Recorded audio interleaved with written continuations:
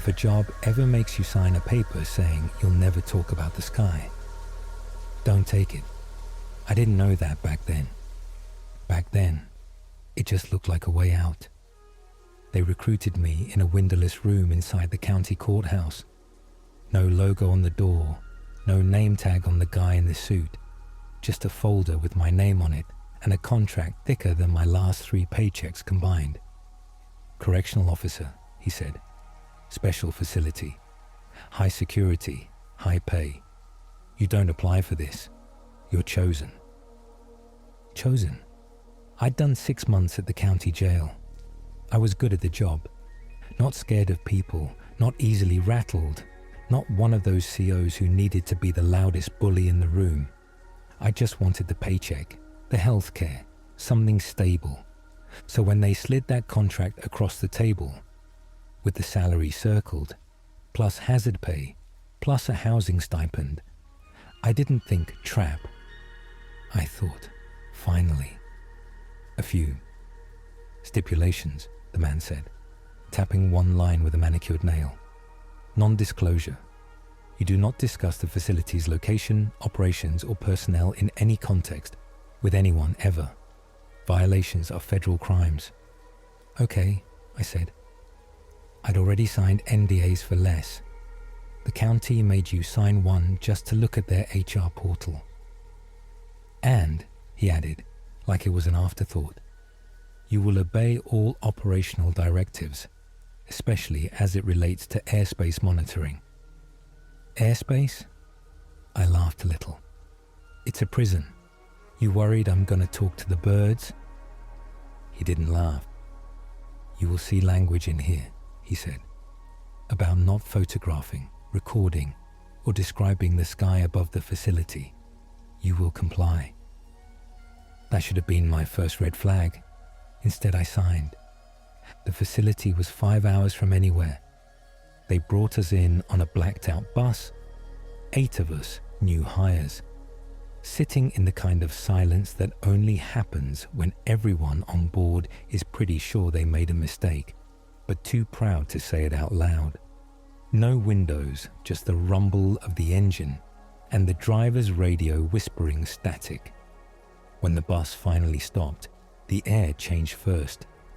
It got thicker. You know how the air feels right before a storm? Heavy, metallic, like the sky's holding its breath. It was like that, except it wasn't hot or cold, just dense, like it had weight. They dropped the blackout shades halfway so we could shuffle off, just enough for us to see concrete and razor wire and high walls. They hustled us through 3 separate gates, each one clanging shut behind us with the finality of a coffin lid. Inside the last gate, we finally stepped into the main yard, and I made the same mistake every newbie probably makes. I looked up. There was a cloud sitting over the prison. Not a sky with clouds. One cloud, massive, low, grey with a sickly hint of green, like oil on water. It didn't move with the wind. It didn't move at all. The rest of the sky at the horizon was bright and blue and perfectly normal. But right over the perimeter fence, it was like someone had copy-pasted a thunderhead from a different world and left it there. "Don't stare," a voice said. I turned. A tall officer with buzzed hair and a badge that said Harris walked past me, not slowing down. "What is that?" I asked. "The reason your paycheck looks like that," he said. "Come on, orientation." The prison was called Blackridge Special Detention Facility. At least, that's what it said on the lanyard they gave me. The walls didn't have a name on them, just numbers and letters. C block, A unit, medical, admin. Everything painted in that depressing light green that people think looks calm, but just makes you feel like a ghost.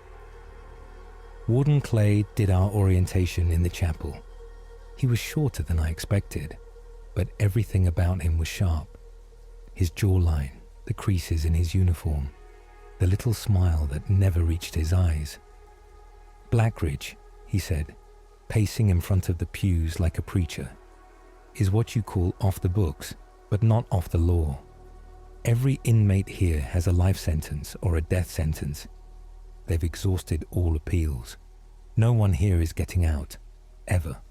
You understand? He waited until we all nodded. You will not ask about how they got here. You will not discuss their cases.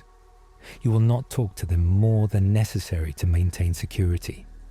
You will not interfere with administrative decisions regarding transfers or medical procedures. You will not ask why the population numbers don't always match what you think they should be. The paperwork is correct. You are mistaken. Do you understand? It was the way he said that last part that made my skin crawl. The paperwork is correct. You are mistaken. We nodded again, slower this time. And one more thing, he said, looking up, then around at us. You may notice unusual meteorological activity above the facility. You may be tempted to document it. Don't. You signed the NDA. Violations will be prosecuted. No one raised a hand. Welcome to Blackridge, he said. Report to your units. I got Echo Unit. Death Row. Of course, Echo was its own building, connected to the main complex by a single covered corridor that always smelled faintly like rain, even when the weather report said clear. Echo was smaller than the main blocks. 2 tiers of single cells facing a central walkway, glass control booth perched like a fish tank at one end, every surface designed to be seen from somewhere else. 23 and 1, Harris explained during my walkthrough. They're locked down 23 hours a day, out in the day room or yard for 1 hour. Never more than 4 out at once. You stick to the rotation. You don't improvise, got it? I got it. The inmates in Echo weren't like the ones at County. There, you get loudmouths and kids and guys who just made a bad decision at a bad time. Here, it was quiet. Too quiet. Most of them sat on their cots and stared at the wall. Some read the same paperback until the spine disintegrated. A few just watched me walk the tier, their eyes tracking me like they'd already measured my soul and found it unimpressive. And over it all, pressing down through the concrete like a second ceiling, was that cloud. We couldn't see it from Echo, not through the high frosted windows, but every time the fluorescents flickered, and they flickered a lot, I could feel it. A low hum in the teeth, a tension in the air that made the hair on my arm stand up. On my 3rd day, I met him. Cell E12 was supposed to be empty. At least, that's what the roster said. I checked it during count, finger following the printed numbers, lips moving out of habit. E9, E10, E11, E13, E14. I frowned. E12. Blank. Hey Harris, I called, lifting the roster. Is this a typo? What's in E12? Harris barely looked up from the control booth. E12 is sealed.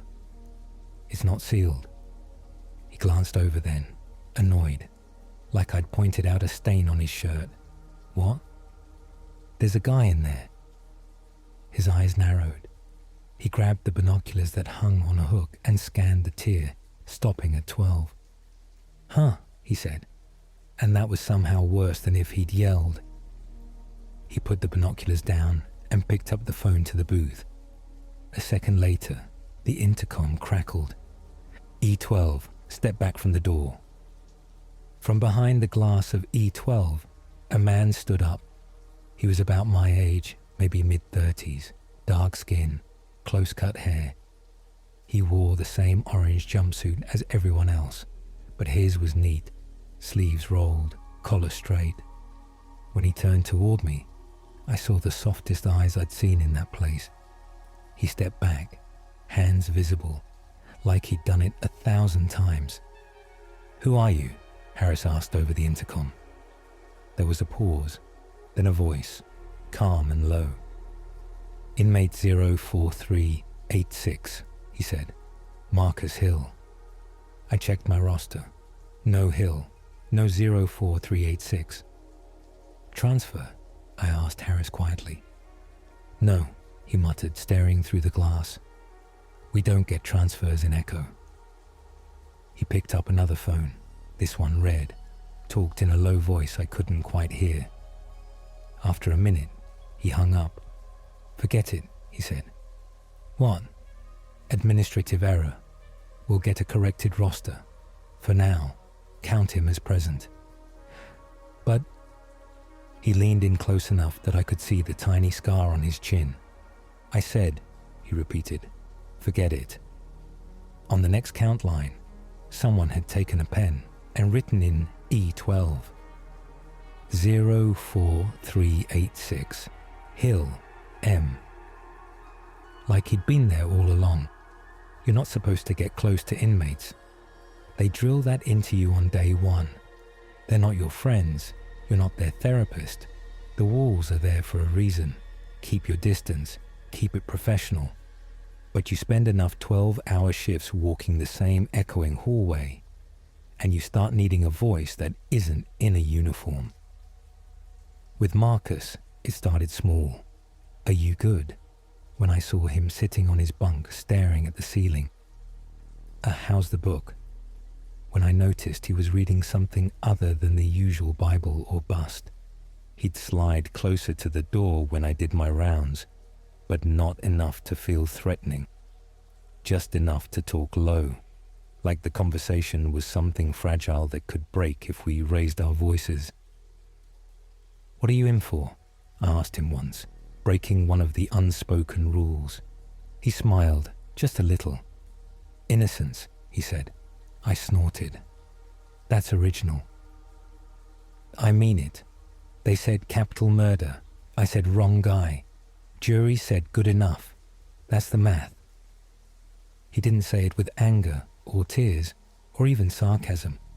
Just acceptance. Like he'd already spent all his rage on a different day. I appealed, he added. Lost. That's how you end up here. In Echo? In the cloud, he said, and his eyes flicked up toward the invisible ceiling. Something about the way he said it made my throat tighten. You notice it yet? He asked. Notice what? The pattern. What pattern? He leaned against the door, lowering his voice even more. Count how many days the sky looks like it does now, he said. Then count the nights you hear the humming. Then tell me if it lines up with the ones who vanish. I opened my mouth to say something, but footsteps clanged on the tier. Harris. Officer, he called, a little too loudly. You want to be useful. You can help with rec. I stepped back from E12, my pulse suddenly louder in my ears than it had any right to be. I didn't notice the pattern at first. At first, the cloud was just there. Every day when we marched across the yard, head down, keys jangling. Every night shift when I stepped out to smoke behind the rec yard wall and saw that same unnatural mass sitting right above us, lightning flickering deep inside it, but no thunder, not even a breeze. The inmates noticed. Some of them refused yard time on certain days, choosing to stay in their cells, eyes squeezed shut, lips moving in whispered prayers. Others paced the fence like caged dogs, heads tilted back, watching the edges of the cloud where blue sky beaked around it like a bruise. Once, a guy in B block screamed at it, just stood in the middle of the yard and screamed until 3 officers took him down and the med team sedated him. It's always there, he kept shouting, even as the drugs made his words slur. It's always watching. We said he'd snapped. We didn't say he might have been right. The first time I noticed the absence was 3 weeks in. I walked out of the dorm they kept us in, mug of bad coffee in hand, already bracing for that heavy, buzzing weight pressing down on my skull. It wasn't there. The sky above Blackridge was bright, empty blue, the kind you see in postcards. Sunlight actually hit the razor wire and made it sparkle, which would have been pretty if it wasn't wrapped around human misery. For a second, I just stood there stunned. I didn't realize how much I'd gotten used to that cloud until it was gone. I looked around, expecting everyone else to be staring up like I was, pointing, saying, "Holy shit, would you look at that?" They weren't. The yard was half empty. Movement was minimal. No rec calls went out on the intercom. The hallways inside were quiet, like a holiday shift. The few staff I did see walked faster, eyes down, like they were late for something no one had told me about. "You feel that?" Marcus asked later, when I did my rounds. "Feel what?" I said, even though I did feel something. A weird, itchy emptiness, like when a loud fridge suddenly shuts off and you realize how much noise they'd been making. "The quiet," he said. "It's worse than the noise, isn't it?" "Where's the cloud?" I asked before I could stop myself. He watched me for a long moment, like he was weighing how much truth I could carry. "Gone to pick up the next shipment," he said finally. I frowned. "What?" He just smiled sadly and sat back on his bunk. The first disappearance I actually noticed came 2 days later. We were doing morning count in Echo. My boots thudded on the concrete in the same rhythm they always did. Step, glance, mark, step, glance, mark. E9, E10, E11, E12. Empty. The bunk was made, tighter than most COs could manage. The sink was clean. The shelf held a folded stack of state-issued clothes, a single paperback, spine cracked right down the middle. No Marcus. I blinked. Maybe he was at medical, or in the shower, or at classification, or 04386, I called out, checking the roster like the words might rearrange themselves. "Hill." Silence. Harris's voice drifted from the booth. "Problem, rookie." "I'm missing an inmate," I said too loudly. "E12, Hill." He buzzed the tier door and walked down toward me, his expression already tired. "Let me guess," he said. "You woke up, decided to give me a headache." "I'm serious," I said, stepping aside so he could see for himself. "Look." He peered into the cell. "Well," he said, "looks like E12 is sealed." I stared at him. "What are you talking about?" He was just... "Check your roster," he said. "I am checking. Check the updated one." He plucked the sheet from my hand and flipped it over, then pulled a new one from his pocket, printed on slightly glossier paper. E12. Sealed. No inmate number. No name. Like he'd never existed. My mouth went dry. "What about last week's?" I asked. "Or the system?" "He'll be in the database." "You don't have access to the full database from Echo," Harris said. "Need to know, and you don't." "So where did he go?" I asked, feeling my voice go thin. "Did he get transferred? Executed? You can't just..." Harris's face hardened. "You think too much," he said quietly. "It's not a good habit here." I looked back into the cell. On the shelf, the paperback's title caught my eye. Contact. Cute. "Who cleared his stuff?" I asked. "What stuff?" "The book, the clothes, the..." His gaze slid past me to the shelf. "Huh," he said. He stepped in, picked up the book with 2 fingers, flipped it once, then tossed it into a plastic bin he'd grabbed from the hallway. "Admin will deal with it," he said. "Finish your count." You know those moments when reality doesn't break all at once. It just... Chips? That was one of them. It wasn't like the movies. No dramatic music, no camera zoom. Just a quiet certainty sliding under my skin like a splinter. "Something is wrong," I tried to be reasonable. Maybe Marcus had a last-minute appeal that came through a miracle. Maybe he got transferred to federal custody. Maybe the paperwork hadn't caught up. Except the paperwork had caught up too fast. And when I asked around, softly, casually, the way you learn to do when you don't want your questions to echo, no one remembered him. Not the CO who'd walked the tier with me last week, joking about Marcus's habit of folding his socks like he was still in the military. Not the nurse who'd done med rounds and laughed when he'd asked for anything for existential dread. Not even Officer Rains, who'd written him up 3 days ago for having an extra blanket. "Are you messing with me?" Rains had asked, squinting at me in the break room. "A 12's been sealed since I got here." "How long have you been here?" I asked. 4 years. "And in 4 years no one's ever been in E12. He shrugged. "Policy. Some cells are just off limits. Black sites have black corners. You'll get used to it." I didn't. Instead, I started keeping my own records. Nothing fancy. Just a little notebook that fit in my pocket. The cover bent to look like I'd had it forever. I wrote down inmate numbers, names, cell assignments, dates. I marked the days the cloud was there and the days it wasn't. I noted who was on duty, who looked tired, who flinched when the humming started. Because the humming had started. The first night I really heard it was one of those empty sky nights. The cloud had been gone since morning, leaving a strange lightness in its absence. The whole facility felt hollow, like a stage set after the actors go home. I had the midnight shift in Echo, around 2:13 a.m.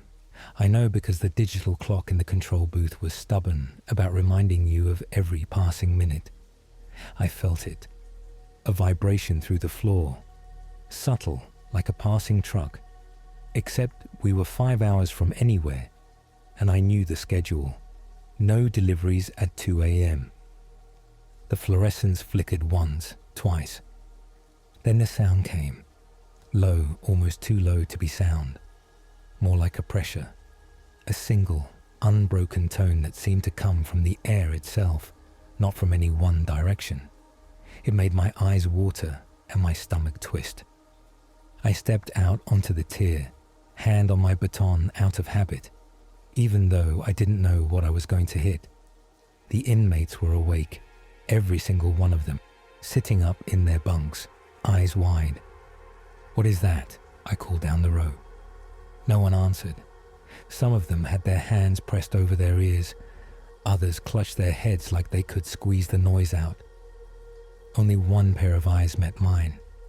Cell E12. Empty. I had to remind myself. I had to physically look at the sealed door and tell my brain, he's gone. But for a second, just one, I saw him there. Sitting on the bunk, hands folded, staring at the ceiling like he was waiting for something. I blinked. He was gone again. The humming got louder. From the far end of the unit, the heavy door that led down to medical clicked and swung open. 2 figures in white stepped through, their faces hidden behind masks and shields. They moved with the stiff efficiency of people who had done something too many times to still be afraid of it. Behind them rolled a gurney, empty. "Code Grey procedure," the intercom crackled. It was the warden's voice, but distorted, like it was coming from underwater. "All officers maintain positions. Do not leave your assigned quadrant. Do not engage with medical staff. Repeat, do not engage." Harris, in the booth, looked as pale as the men in white. "What's Code Grey?" I asked him through the door window. He shook his head once, eyes locked on the monitors. "Just hold your post." The men in white walked down the tier without looking at a single cell. The humming seemed to move with them, louder when they passed, softer when they turned the corner and disappeared through the door to the lower level. For a second, After the door shut, the humming stopped. The silence that followed hurt worse. Then faintly, through the concrete and steel, I heard something else. A sound I'd heard at the county jail, at the hospital, at funerals. A human scream, cut off too quickly. The humming came back, higher this time, like something had been adjusted. I wrote it down in my notebook. Day 26, no cloud. Code grey, humming. Medical to lower level. One scream. Under that, I wrote, without meaning to, where did Marcus go? Marcus came back 2 days later. Not in his cell, not in any official capacity, not on paper. He came back in the drawings. In the break room, someone had pinned up a sheet of printer paper where the schedule usually went. At first, I thought it was just another meme, one of those dark jokes COs use to stay sane. It was a sketch of the yard done in ballpoint pen. Surprisingly good, all sharp fences and watchtowers. Above it, the cloud loomed, more detailed than I'd ever dared think about. Swirling bands, dark core, little lines radiating outward like static. And under it, tiny stick figures in orange looking up. In the corner, small and neat, someone had signed it. MH, my heart stuttered. Who drew that? I asked the room. 3 officers sat at the table, eating vending machine dinners and scrolling their phones. Drew what? One of them mumbled. The cloud, I said, pointing. The picture. MH. Who's that? They glanced up barely. Some inmate, one said. Art therapy or whatever. They send that crap up here sometimes.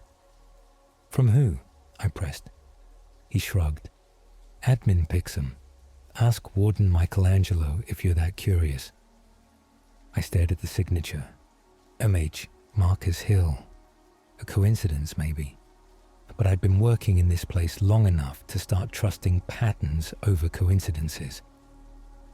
That night, I flipped back through my notebook. Some pages had little scribbles in the margins, doodles I didn't remember making, circles, spirals, clouds. And under one entry, written in a handwriting that was definitely mine, but a little too neat, a little too careful, were 3 words. They're not from here. I didn't remember writing that. I didn't remember thinking it. But once I read it, the idea slid into place with a sickening kind of logic. What if this wasn't just a black site? What if Blackridge wasn't just hiding prisoners from the public?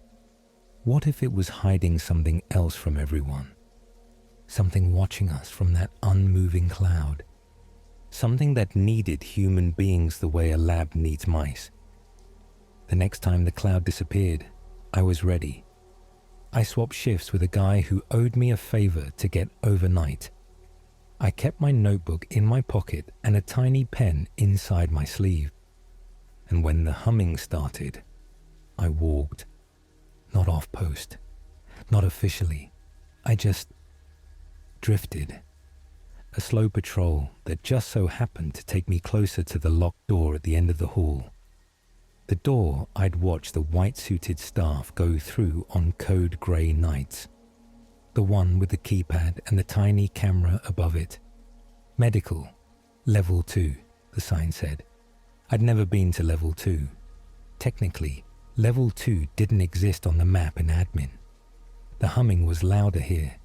The air felt different, like it had been pressed through something too small for it. It smelled faintly like burned metal and hospital cleaner. I leaned against the wall, like I was just taking a moment. The camera above the door didn't move, but I could feel it on me. I turned away, pretending to check the fire extinguisher. The keypad beeped. I froze. A second later, the lock clicked and the door opened. The man in white nearly walked into me. We both jerked back. For a second, I saw his eyes through the shield, a flash of something startled that never made it to his body language. Sorry, I said, heart pounding. Didn't expect anyone to come through. Authorized personnel only past this point, he said, voice flat and mechanical through the mask. Yeah, I know, just doing rounds. You need an escort or authorized personnel only, he repeated, already moving past me, pushing the empty gurney. The humming poured out from the open doorway behind him, washing over me in a wave that made my vision swim. In that split second, I saw past him, just a glimpse, a hallway darker than the ones up here, lit by those cold blue-white LEDs you see in sci-fi movies. Walls made of something that looked like metal but too smooth, too dark. Doors on either side, but not cell doors.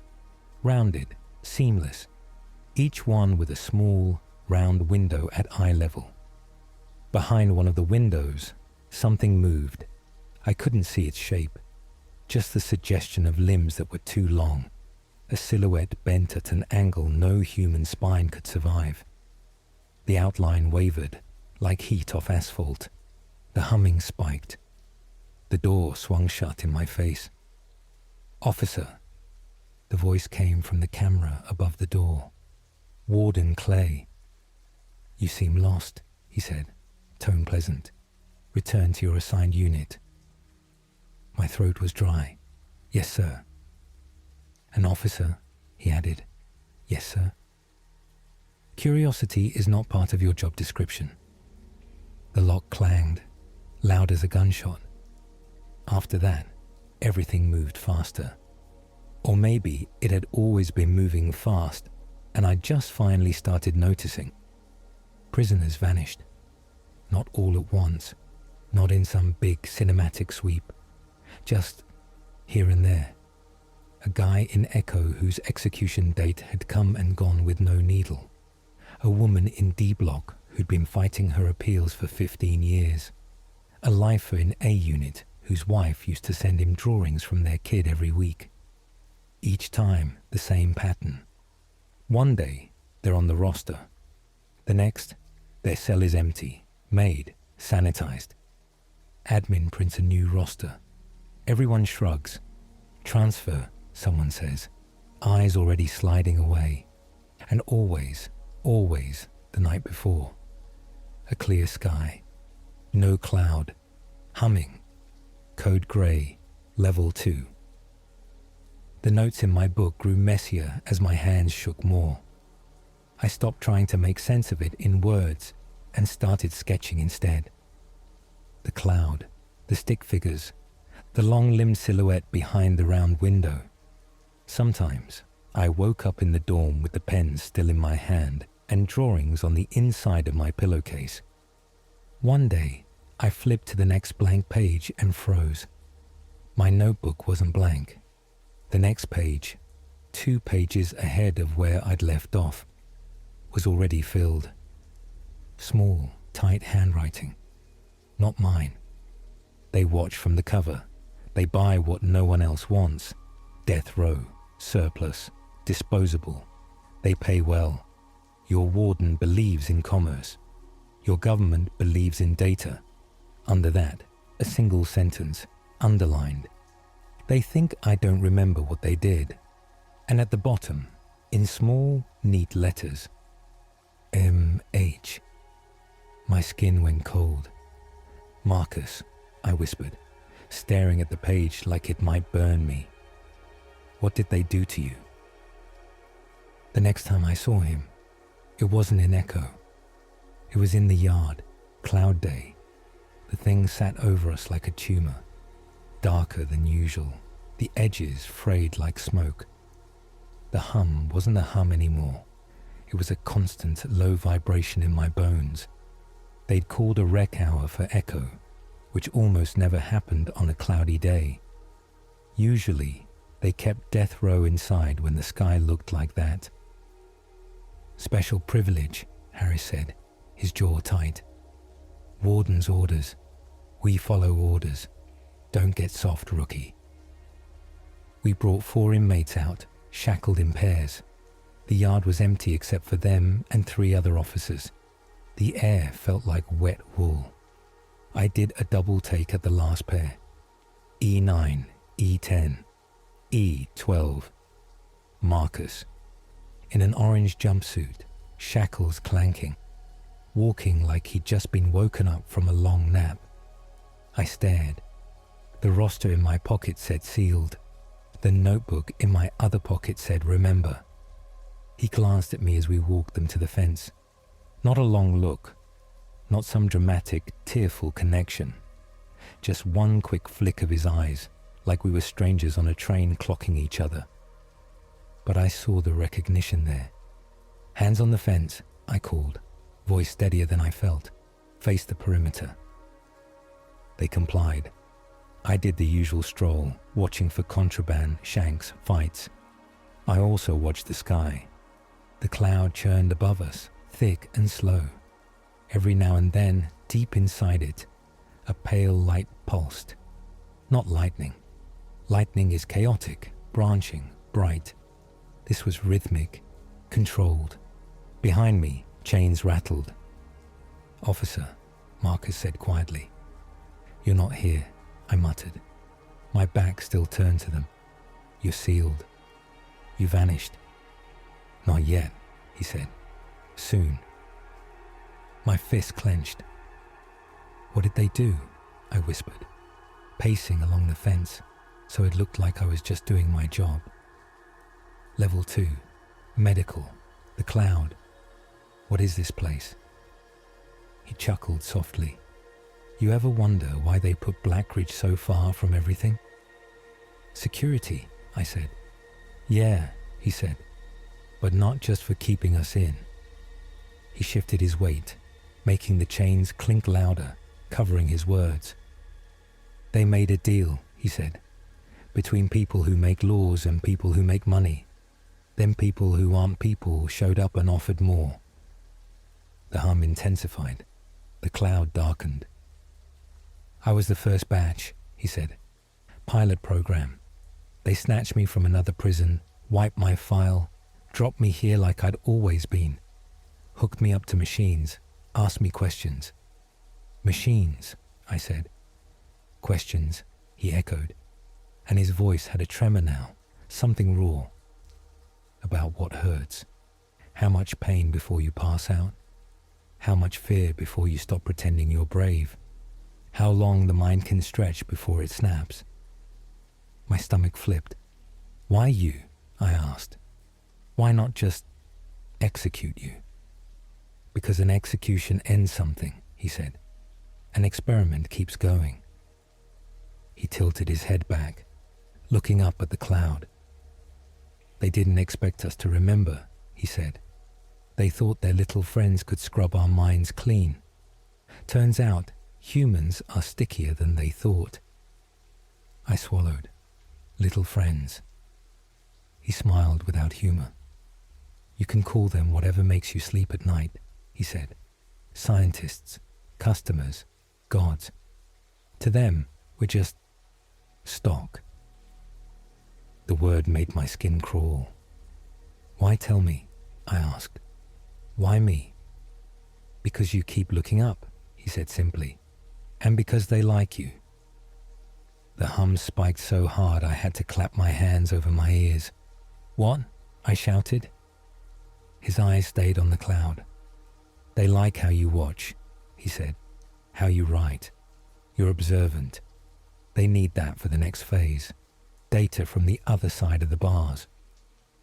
Suddenly, I was very aware of every camera on the yard, of the red light glowing above the gate, of the fact that, out here, I was just as exposed as the inmates. "We're going back in," I said, louder, signaling to the other officers. "Rec's over." "Warden said full hour," one called back. "Warden can come work echo himself," I snapped. "Storm's coming." As if on cue, the cloud flashed. One huge, silent pulse. The cameras whirred, lenses adjusting. Harris squinted up. "I don't see any." The world went white. For a second, everything disappeared. The yard, the inmates, the fence, the voices. Then it snapped back, like someone had turned the brightness dial down too fast. My ears rang. The inmates lay on the ground groaning. The shackles on E9, E10, E11 gleamed in the strange pale light. E12's chains were empty. "Count," I yelled, even though I already knew. 1, 2, 3. No markers, no broken chain, no disturbed dirt, just a gap where a man had been. "Must have run to cover," someone said, but their voice was weak, unconvincing. "Check the corners," Harris barked. We did. We checked every inch of the yard, every shadow, every blind spot. We checked the cameras. On the feed, the white flash washed everything out. When it faded, there were 3 inmates, not 4. No glitch, no jump cut, just gone. "Technical malfunction," the IT guy said later, sweating through his shirt. "EMP, maybe. Sunspot. We'll recalibrate." In admin, a new roster was printed. E12. Sealed. I went back to my notebook. On a fresh page, in handwriting that shook so hard the letters slanted, I wrote, "They took him in daylight, right in front of us, like we're not even here." Under that, smaller, "How long until they stop pretending we matter?" I confronted Warden Clay the next day. Not because I'm brave, because I was tired. Tired of humming and clouds and disappearing men with neat handwriting. Tired of being treated like furniture in a room where something terrible was happening. He was in his office, a sterile box with no personal photos, no family, just diplomas and a framed American flag. The window behind him looked out at the yard, but the blinds were half closed, slats tilted up. All you could see was the cloud. "Officer," he said when I stepped in. He knew my name. I knew he knew my name, but it was a power move to pretend not to. "You're selling them," I said. Subtlety had left my body 3 hours ago. His face didn't change. "Excuse me?" "The inmates," I said. "The ones on death row. The lifers. The ones no one would miss. You're moving them off paper, off record. You're sending them to level 2. And from level 2 they go..." I gestured up. "Wherever they are." The silence after that was almost peaceful, like the moment after a glass falls, before it hits the floor. Warden Clay leaned back in his chair, steepling his fingers. "You've been writing in your little notebook," he said. My blood went cold. "You are observant," he continued. "We noticed that early on. It's why you were chosen." "For what?" I asked, my voice barely audible. He smiled. "You think this is about me?" he said. "About a warden with a side hustle. We are one facility in a network." He swiveled his monitor toward me. Photos flickered across the screen. Not security footage. Satellite images, renderings, maps with pins, remote locations, deserts, forests, ice. Each one with a cloud over it. "They came to us first," he said, "years ago. Hovering over the state pen like a storm that never moved. We scrambled jets. We fired missiles. We prayed. None of it mattered. They weren't interested in war." He tapped the screen, zooming in on one of the clouds. "They were interested in us," he said. "Not our land, not our resources, us. Specifically, the ones we were already planning to throw away." I remembered Marcus's words. "Stock. What do they get?" I asked. He smiled again, thinner. "Test subjects," he said. "Long-term, high stress, ethically grey at best. We weren't going to give those people a second chance at life anyway. Now, at least, they serve a purpose." "And what do we get?" I asked. "Data," he said simply. "Technology. Medical insights decades beyond what we could do on our own. Energy solutions, weapons deterrence. They share carefully, enough to keep the right people happy. He folded his hands. And money, of course, he added, for those who still find that motivating. My stomach twisted. You're experimenting on people, I said, handing them over to whatever they are. You don't even know what they do to them. Oh, we know enough, he said. Pain thresholds, neurological mapping, resilience studies. They're fascinated by how we break and how we don't. My throat closed. You're a prison guard, he said. You've seen what people do to each other when you put them in a box. You really think we're morally superior to our new partners? I thought of the fights in county, the beatings, the suicides, the way we joked about frequent flyers. We were already doing this to each other, he said softly. We just weren't learning anything from it. I realized my hands were fists. And me, I asked. What am I? Another data point? He tilted his head. They like perspectives, he said. Yours is interesting. You question. You document. You empathize. They want to see what happens when someone like you sees the machine from the inside. He slid a folder across the desk. Promotion, he said. Liaison. Better pay. More access. You'll observe. Take notes. They find human interpretation enriching. I didn't touch the folder. And if I say no, I asked. He shrugged. Then you go back to walking the tier until one day you don't, he said. Personally, I think your talents would be wasted. The hum vibrated through the floor, subtle but unmistakable. They're listening, he said. Even now, they're curious which way you'll jump. I thought of Marcus, of his neat handwriting in my notebook, of his warning, they like you. What happened to him? I asked. Marcus Hill. Clay considered. Early batch, he said. Surprisingly resilient. They kept him longer than most. They don't usually send them back, but they wanted to see what residue remains after prolonged exposure. Residue, I repeated, my voice brittle. He remembered more than he should have, Clay mused. That concerned them, but they also found it fascinating. Curiosity cuts both ways. I swallowed hard. I'm not helping you, I said. He watched me for a long moment. I wasn't asking for help, he said. I was offering you a choice. He tapped the folder. Some people never get one. I left without taking it. The hum followed me down the hall like a second heartbeat. I tried to quit. Of course I did.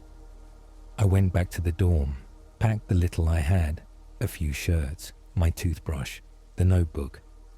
I headed for the main gate, heart pounding, rehearsing the words in my head. I resign, effective immediately. Keep your blood money.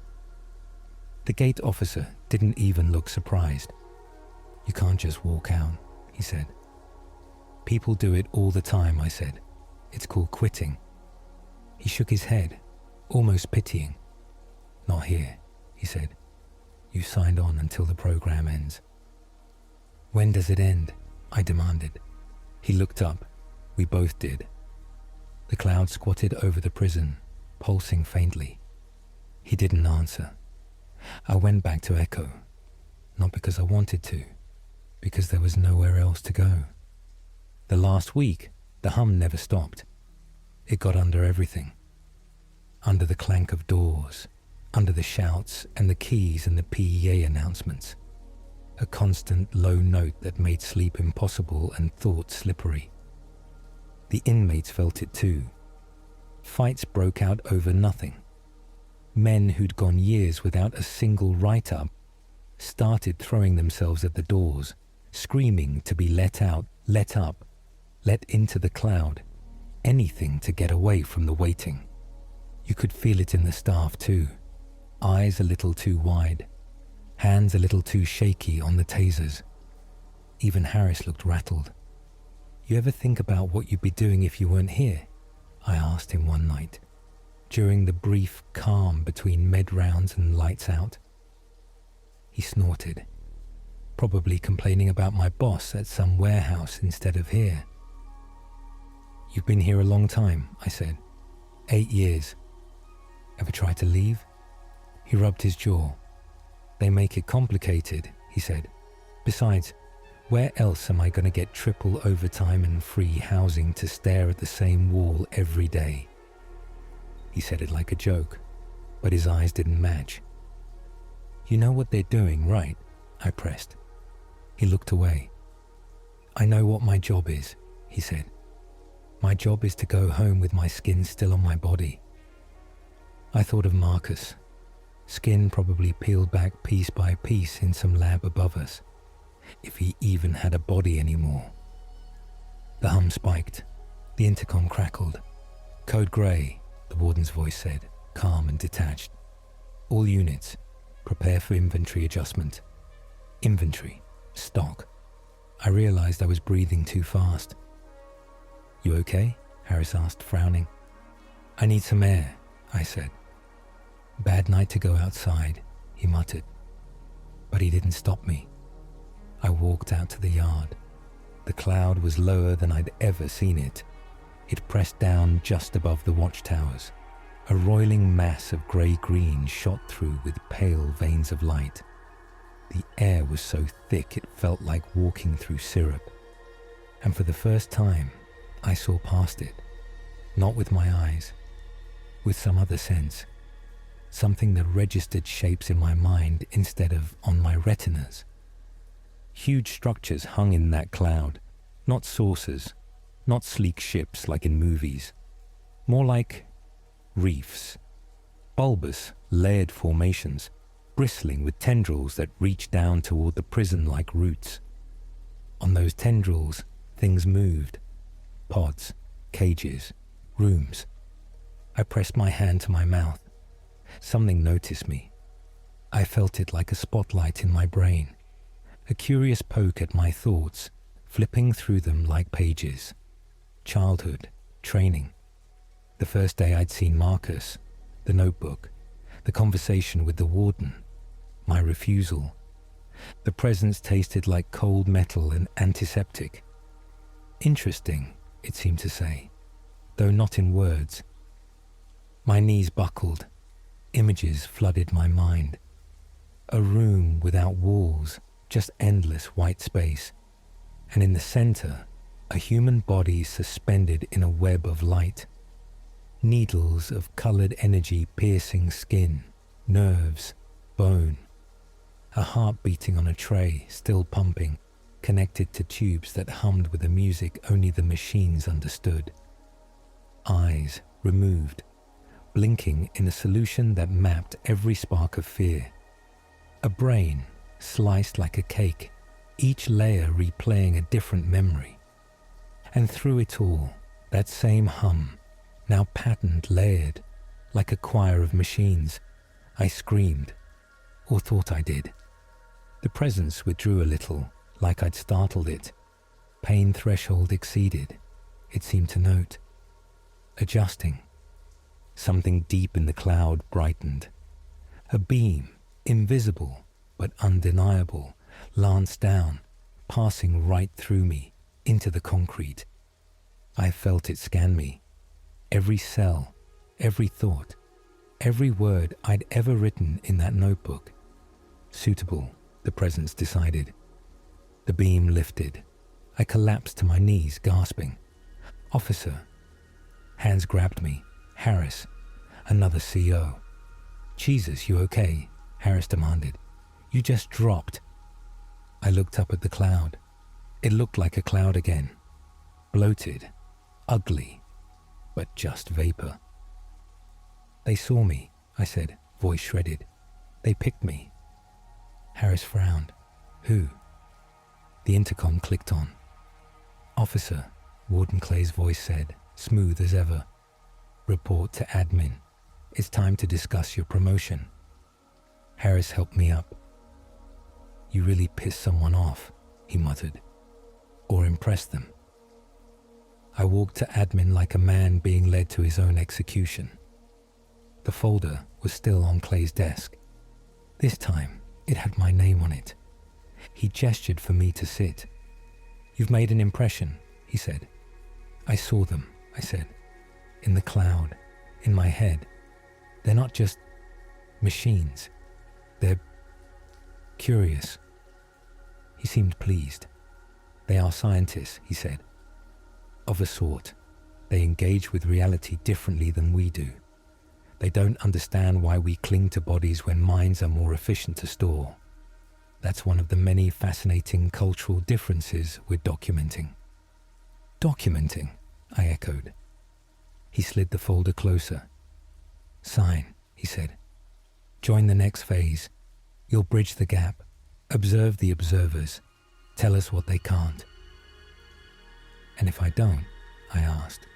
He looked at me for a long time. Then they will take you anyway, he said calmly. Without the protective framework of a role. Without the guarantees we've negotiated for our staff. Guarantees? I laughed, a harsh, ugly sound. Like what?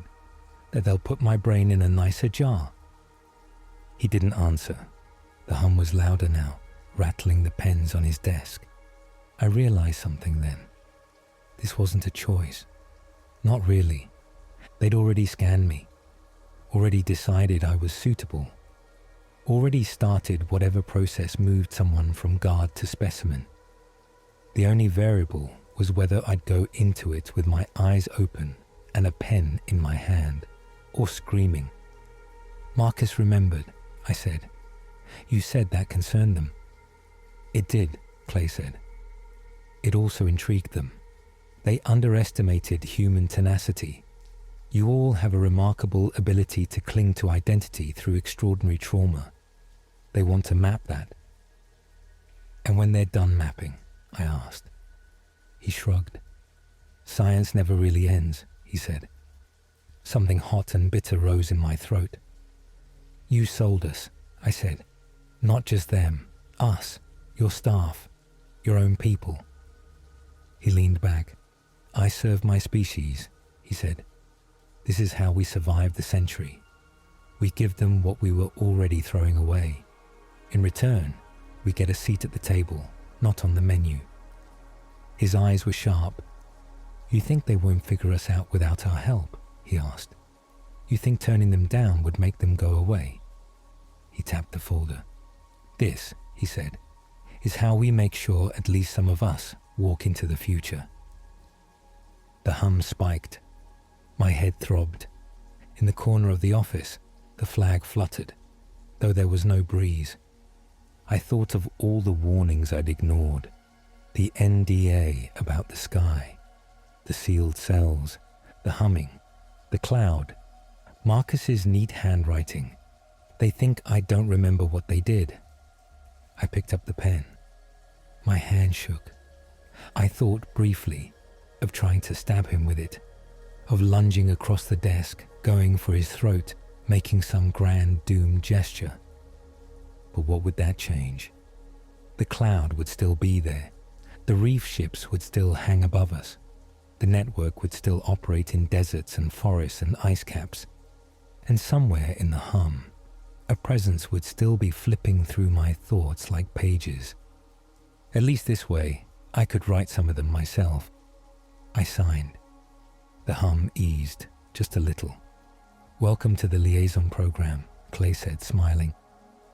They didn't take me that day, or the next. The promotion came with a new badge, a new access level, and a new office in a windowless corridor that led down. Level 2, medical. Beyond that, I'm not supposed to say. The NDA has teeth now, not just ink. But I will tell you this, the cloud is still there. Not just over Blackridge, over other places. You see them on the news sometimes. Unusual stationary weather system. Persistent atmospheric anomaly. People post pictures of them online. Talk about weird dreams, missing pets, electronics going haywire.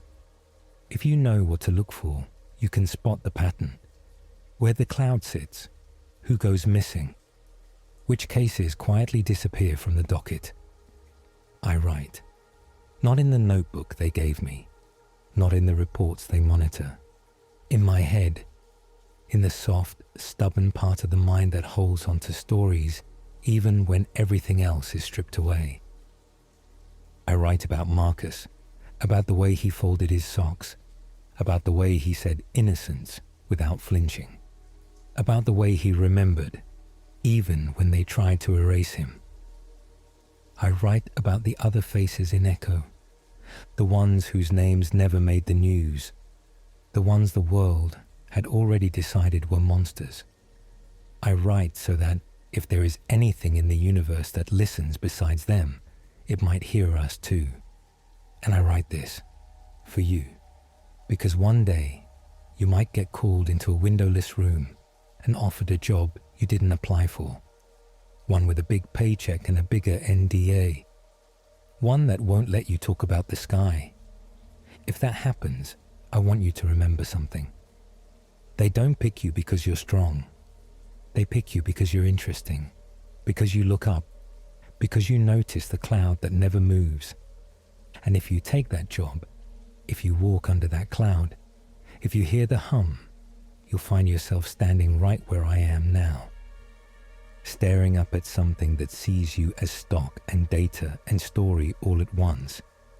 So if you're listening to this, wherever you are, whoever you are, do one thing for me. Step outside. Look up. If the sky is clear, breathe deep. If there's a cloud that never moves, walk away. Because up here at Blackridge, under the permanent storm, the prisoners aren't the only ones on death row. We all are. Some of us just haven't been called for inventory yet.